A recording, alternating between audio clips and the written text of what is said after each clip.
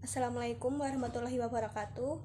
Saya Dia Ayu Nur Saliawati, NIM 195211325 akan menjelaskan mengenai bisnis brand dimsum Yummy. Yang pertama adalah pendahuluan. Dimsum merupakan makanan tradisional yang berasal dari Cina. Kata dimsum berasal dari bahasa Cina yaitu diansin yang berarti makanan kecil.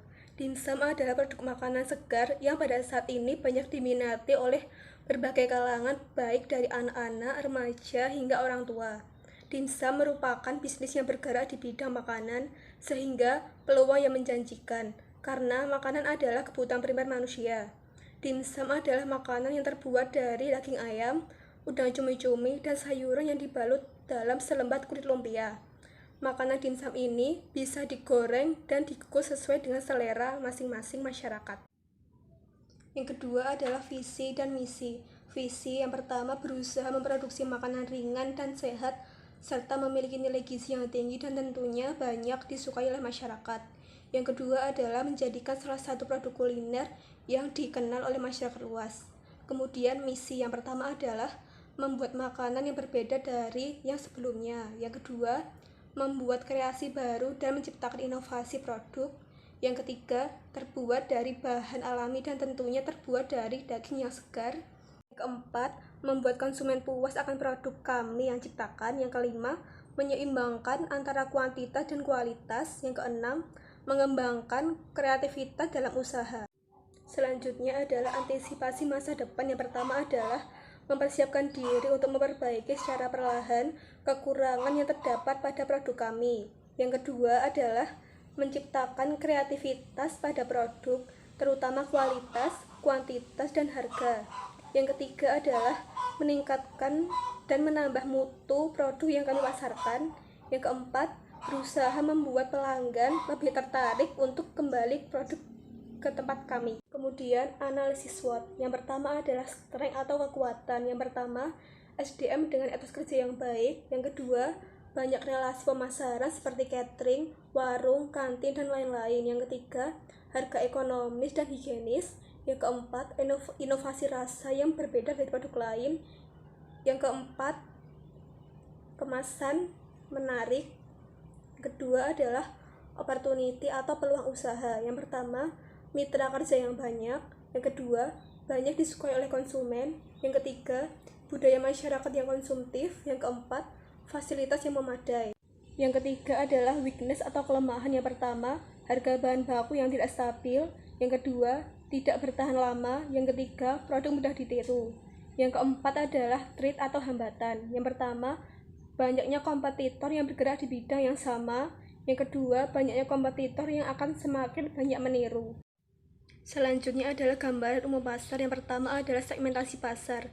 Segmentasi pasar adalah strategi untuk mengetahui target konsumen dengan lebih baik dengan membagi menjadi 4 segmentasi. Yang pertama adalah demografis, yang kedua geografis, yang ketiga perilaku, yang keempat psikografis. Yang kedua adalah targeting. Diperuntukkan semua kalangan mulai dari anak-anak remaja dan orang tua untuk dikonsumsi.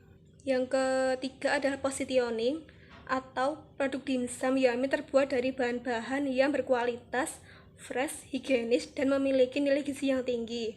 Yang keempat, analisa pasar, memprediksi permintaan pasar di masa depan untuk produk yang akan ditawarkan, untuk merencanakan iklan, dan menekan strategi harga produk. Yang kelima, analisa pesaing, memberikan varian baru pada produk dimsum Yummy untuk menarik konsumen seperti original, pedas, dan keju.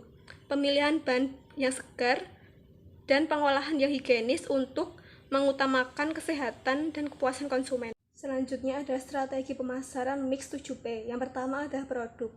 Produk yang kami jual adalah dimsum Yummy yang terbuat dari bahan yang berkualitas, tanpa pengawet, pewarna, dan micin-micin, sehingga aman untuk dikonsumsi dari anak kecil sampai orang tua. Kemudian, arti logo produk.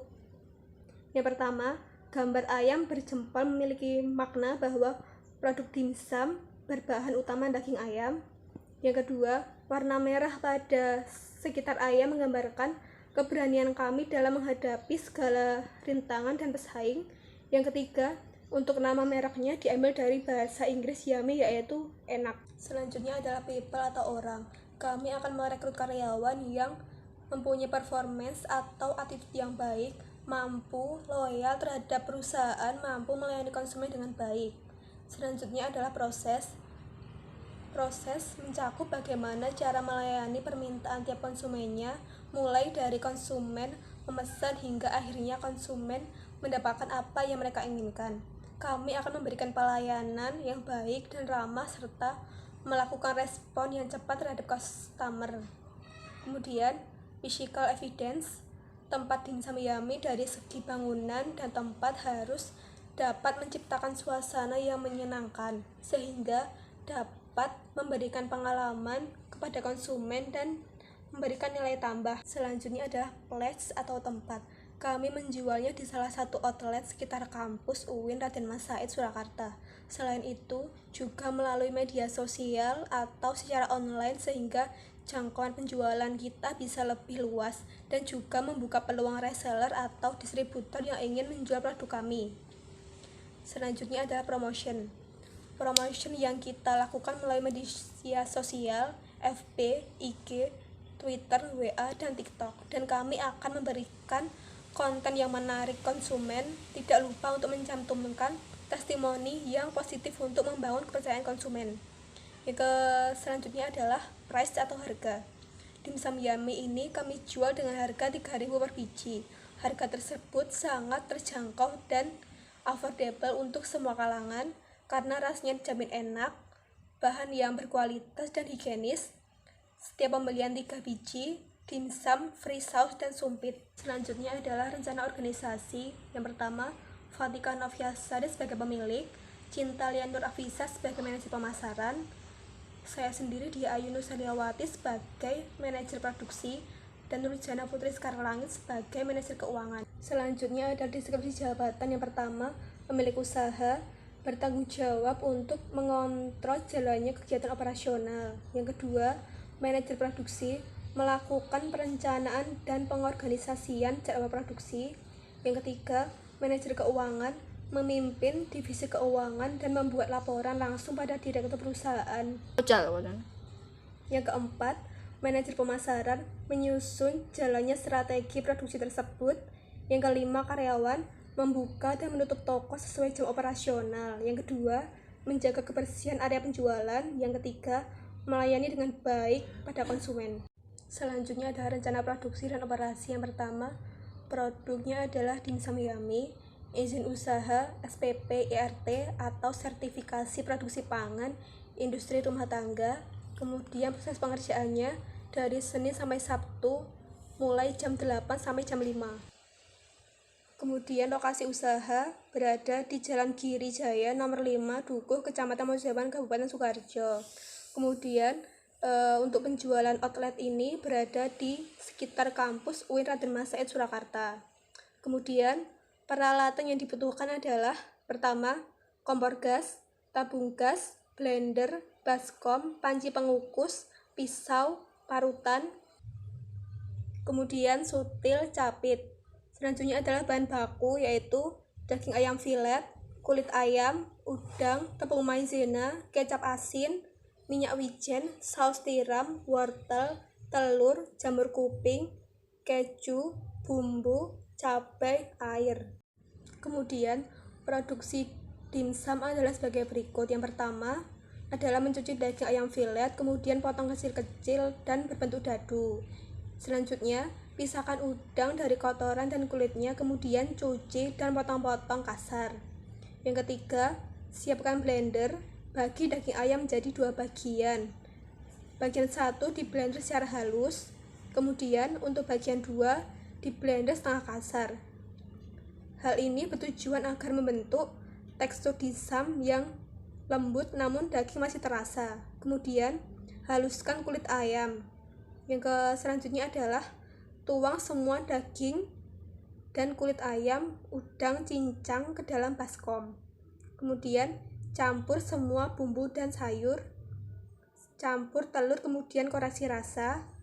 Kemudian siapkan kulit dimsum, timbang adonan sesuai dengan selera. Kemudian bentuk adonan Selanjutnya ada proses produksi saus. Yang pertama adalah cuci semua bumbu, kemudian haluskan dengan blender.